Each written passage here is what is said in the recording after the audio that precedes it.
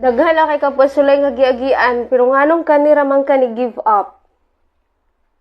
No? Nga bitaw ka na mga pagsulay manggod or ka na mga test nga ginahatag sa atoa sa Ginoo is diha manggod gakabasihan kung ato ba kining ma-overcome. Pag dili pa ni nato ma-overcome na masigig ginig balik-balik gyud, di ka mo graduate ana gyud. Mo bitaw nga sa matag pagsulay naadjud na siya kana bitang certain di ba kung i-test ka, so di may balaan kung, okay, perfect na ba ka? Or na pa ba kay sablay?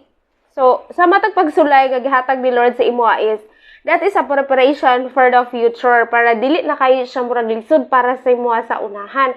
Kaya kung di imo magod na sigig takasan, imo magod na sigig biyaan, di ka mo graduate, anak yun.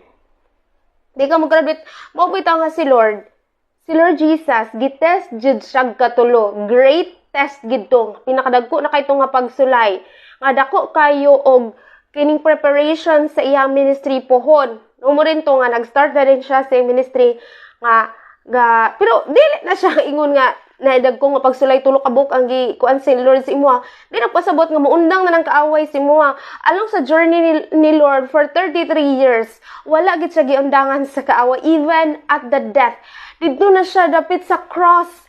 Daghan pagyapon kay mga kaaway nga gamit sa tao ato ang gigamit sa demonyo atong hatayin nga mo imumak ug mo insult ni Jesus nga ipamukha sa iya kung Ginoo manggaling kaluwas sa imong kaugalingon daghan kay kagiayo daghan kay kagibutagaag milagro pero nganong ikaw Ginoo mangkakadili nimo kayo luwason imong kaugalingon. So ayo pag-expect nga ang kaaway matulog na siya igsuon. Kay ang iyang function is to oppose you. Maura gini iyang function. To oppose you, to destroy you, to kill you. Maura gini to steal something from you. Maura gini iyang trabaho. But God gives us life. Si Lord naghatag sa atong kinabuhi. Kinabuhi nga madagayaon, nga i-enjoy nato ni. Pero ang trabaho sa kaaway is mo patay, mo kawat, mo guba, maura gini ang function. So ayaw expect ka sa journey sa imong life whether mga lagad ka sa Ginoo or dili. Muundang na ng kaaway sa imo kung dili na ka mga lagad. No! Imong gatagan og legal entry ang kaaway sa imong life. Amen? Kung dito nga nag-follow ka kang Lord, nangalagad ka sa Ginoo, mas mo grabe gyud na sila nga naman. Gusto gid nila nga mawala ka kang Lord. Sige gid kanilang pigo-pigo piyugon gyud kanilang ayo tusukon gyud kanilang ayo aron mawala ka kang Lord. Pero ang ilang tuyo ra gid ana is kuhaon ra jud ka kang Lord. Pero ang sige ni Lord, no one can take them away from my Father's hand. Meaning kitang tanan ang Ginoo ang kamot sa amahan dili na ta pwede makahawa sa iya ha. So bisag unsa pa may buhaton sa kaaway sa tong kinabuhi every day, every second. Ayaw expect nga ang kaaway natulog. Ayaw expect ka iyang function gyud is dili kita makaabot sa dag-anan. Mao gyud iyang tuyo. Mao na nga dapat ibutang nimo sa imong mind nga ang pagpangalagad sa Ginoo is not something bed of roses, but it's something so tunok-tunok, dagat-tunok. O kayo expect ka mahayahay imong kahimtang. It's a very comfortable life. Kay, ang kaaway, always gina siya na, that's the function of the enemy sa atong kinabuhi. Pero always remember nga ang atong Lord Jesus Christ has overcome it to the cross of Calvary.